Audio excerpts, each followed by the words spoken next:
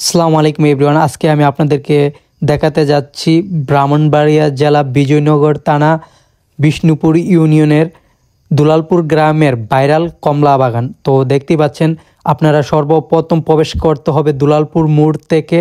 ডানের মধ্যে যে রাস্তাটা গেছে এই রাস্তাটায়, আর এই গ্রামের মধ্যস্থল দিয়ে এই রাস্তাটা। তো দেখতেই পাচ্ছেন দুই পাশে ধানের ক্ষেত জমি রয়েছে, আর এখানে কিছু মানুষ ধান লচ্ছে। আর এই রাস্তা দিয়ে আপনারা মূলত এই ভাইরাল কমলা বাগানে যাবেন, আর এটা দিয়ে এই ভাইরাল কমলা বাগানে প্রবেশ করতে হবে। তো দেখতেই পাচ্ছেন নতুন লাল মাটি কেটে একটি রাস্তা খনন করা হয়েছে, আর এখানে আপনারা গেলেই বুঝবেন যে এটা কমলা বাগানের রাস্তা।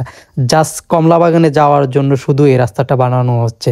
তো দেখতেই পাচ্ছেন এখানে কাদা মাটি বা লাল মাটি দিয়ে এই রাস্তাটা বানানো হচ্ছে। আর এই ভাইরাল কমলা বাগানে ব্রাহ্মণবাড়িয়া সদর এবং বিভিন্ন জায়গা থেকে মানুষ আসে বাইক দিয়ে কমলা বাগান দেখার জন্য। তো দেখতেই পাচ্ছেন অনেকগুলা মানুষ, এবং এখানে প্রতিনিয়ত অনেক মানুষ থাকে এই ভাইরাল কমলা বাগানে। আর দেখতেই পাচ্ছেন দুই পাশে মাটি কেটে এই রাস্তাটা বানানো হয়েছে, আর এই রাস্তা ধরেই আপনারা মূলত কমলা বাগানে যেতে পারবেন।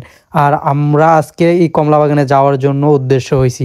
তো ইতিমধ্যে কিন্তু আমরা কমলা বাগানের কাছে মোটামুটি চলে আসছি, আর এই রাস্তাটা দিয়ে উপরে উঠলে আপনারা পেয়ে যাবেন এই রাস্তাটাই আপনাদের মূলত কমলা বাগানে প্রবেশ করাবে। আর এখানে দেখতেই পাচ্ছেন ব্রাহ্মণবাড়িয়া সদর এবং বিভিন্ন জায়গা থেকে বাইক নিয়ে মানুষ আসছে কমলা বাগানে দেখার জন্য।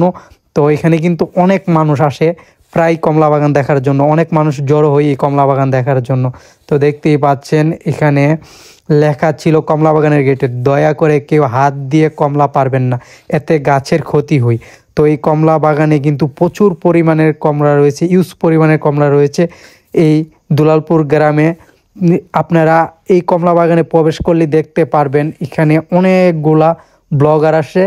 তো আমাদের রনি ভাই ব্লগার দেখতেই পাচ্ছেন, ইতির মধ্যে আমাদের ভিডিওর মধ্যে আছে। আর এখানে মানুষ কমলা বাগানে দেখতে আসে, ছবি তুলে আসে এবং সাথে কমলা নিয়েও যায়। এই কমলা বাগানে কিন্তু আমরা দেখতে পাচ্ছি বিভিন্ন কন্টেন্ট ক্রিয়েটরও আসে কন্টেন্ট করার জন্য।